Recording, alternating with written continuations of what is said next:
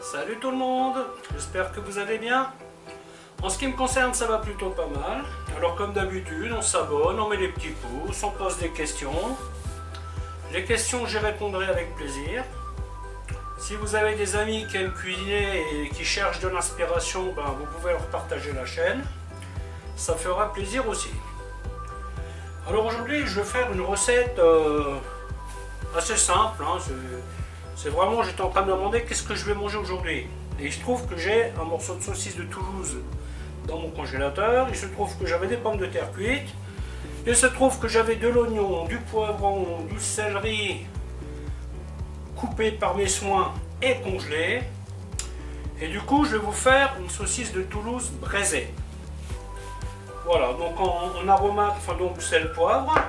En aromate, je vais y mettre des herbes de Provence, de l'ail des ours séché, de l'ail, cuit à l'huile d'olive, tout ça, et avec une petite goutte de vin blanc.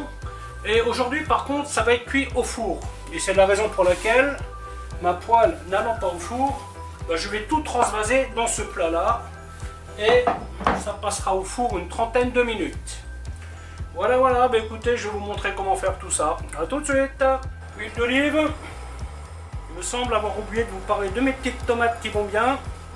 J'ai allumé mon four, 180 degrés. C'est toujours intéressant d'avoir des choses prêtes à l'emploi au congélateur. Hein. Oignons que j'ai coupés moi-même et que j'ai congelés. Pareil pour le poivron, pareil pour le céleri. Les petites tomates, ça vient de mon balcon. Et puis là et là, il n'y a pas grand chose à faire. Hein. Faites bien attention que les choses soient bien sèches. Hein. Parce que là, il y a tout qui sort du congèle. Hein. Donc, à part les pommes de terre.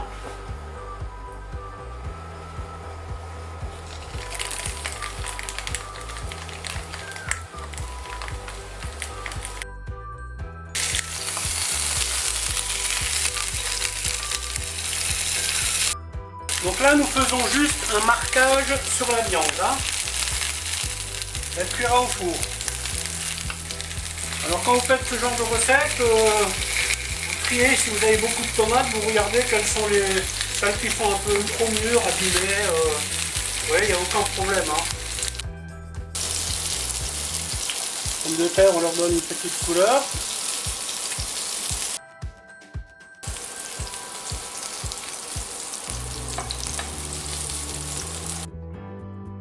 Ensuite, je vais enlever un peu de cette graisse et je mets directement les oignons.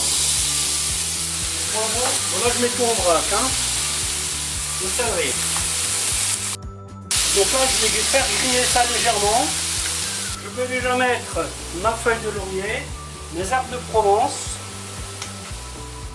un petit peu de piment de Cayenne, poivre, sel, l'ail des ours, persil. Donc là, il faut bien rester à côté hein, parce que le feu il est bien chaud là. Là, vous pouvez y rajouter du basilic si vous le souhaitez. Vous pouvez mettre de la coriandre. Il y a beaucoup de choses que vous pouvez faire. Hein. Bon, là, je ne mettrai pas d'estragon par exemple en ce qui me concerne. Hein. Je ne trouve pas que l'estragon soit adapté. Après, ça n'engage que moi. Hein.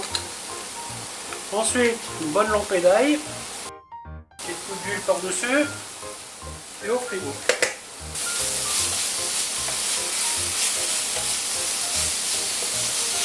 Voilà, j'insiste bien.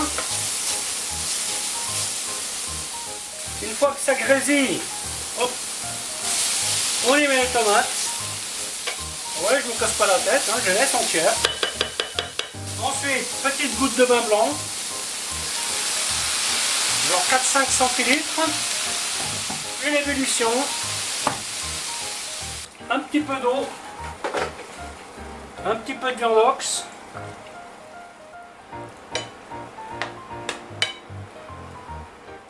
on laisse cuire quelques minutes,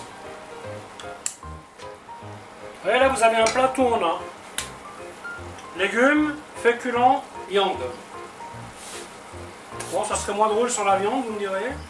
J'ai bien compris qu'il y avait des carnivores sur cette chaîne et pas tellement de végétariens. Voilà, et après je répartis tout simplement, ouais, j'en mets un peu partout, hein, que ça reste homogène. Hein. Voilà, hop. Bon, là il y a un peu beaucoup de tomates, mais c'est pas grave. Bon, ça s'utilise très facilement. Ça, vous y mettez un peu de viande hachée, ça y est, vous avez une espèce de bolo. Hein. C'est bien de cuisiner des trucs, mais c'est aussi bien parfois de faire des recettes à base de choses que vous avez déjà. Vous voyez, moi je trouve ça vraiment sympa, quoi. Voilà, on n'en perd pas une miette, pas une goutte. Hop. Et donc ça, je vais le mettre au four pendant 30 minutes. Et puis ça sera bon. Voilà, voilà, mais écoutez, la vidéo va s'arrêter là. Je vous dis à bientôt pour une autre recette. Bye bye.